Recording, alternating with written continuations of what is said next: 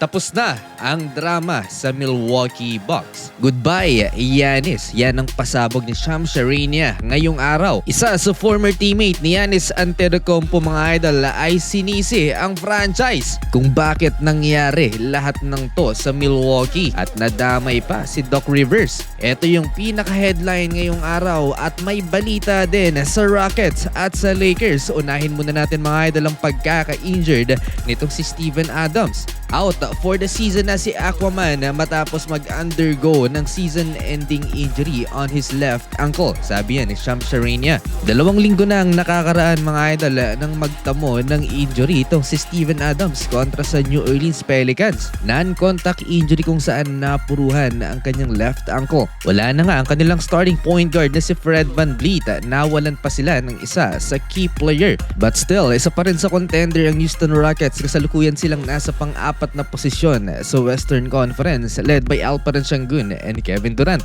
Balita sa Los Angeles Lakers naman, hindi na happy si Dalton Knecht sa kanyang role sa Purple and Gold at ngayong araw nag-demand na siya ng trade paalis ng LA. Masunurin naman ng Lakers mga idol at igagrant daw ng franchise ang wish ni Dalton Knecht na ma-trade before the deadline. Mag-iisang taon na rin nang mangyari yung failed trade ng Lakers sa Charlotte Hornets. Involved itong si Dalton Knecht kapalit ni Mark Williams. Hindi na rin naman na valuable na asset itong si Dalton Knecht sa Los Angeles Lakers at hindi na rin siya nabibigyan ng quality minutes ni JJ Redick. At eto na mga idol, ang headline ngayong araw, Giannis Antetokounmpo ready na sa kanyang bagong bahay sa NBA. Ayon yan kay Shams Charania na bumasag ng balitang to mga idol at pinag-aagawan na si Giannis Antetokounmpo sa market. Ganito dapat yung ginawa ng Dallas Mavericks last year. Shinaping muna si Luka bago ma-trade dahil siguradong mas marami pa sanang first round picks ang makukuha ng Dallas noon kay Luka, pero nangyari na ang nangyari. Dito tayo kay Giannis Antetokounmpo kung saan napakaraming NBA teams ang nag-aagawan kay Giannis. Si Greek Freak mostly ang inaantay ng mga NBA teams kaya so far wala pang nangyayaring malaking galawan sa NBA. Ito yung catch sa contract ni Giannis Antetokounmpo sa Milwaukee Bucks. Final year na niya sa 2026 to 2027 season sa Milwaukee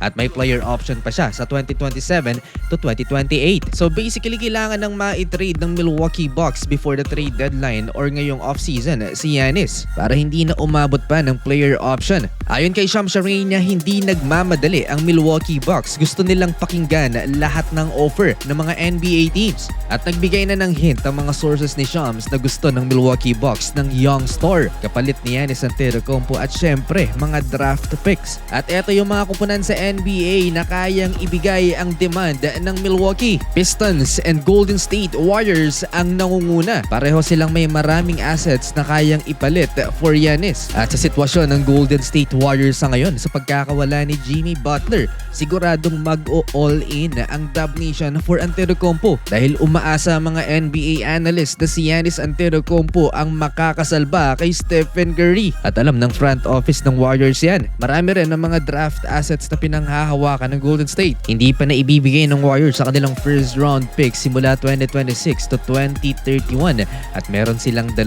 sa 2030. Isa rin ng New York Knicks mga idol sa may maraming assets na kayang ipalit kay Giannis Antetokounmpo. Ayon sa mga sources, isa sa preferred team ni Giannis Antetokounmpo ang New York. I want all the Europeans to go to all the big markets, to see something incredible. This is what I want. This is my dream.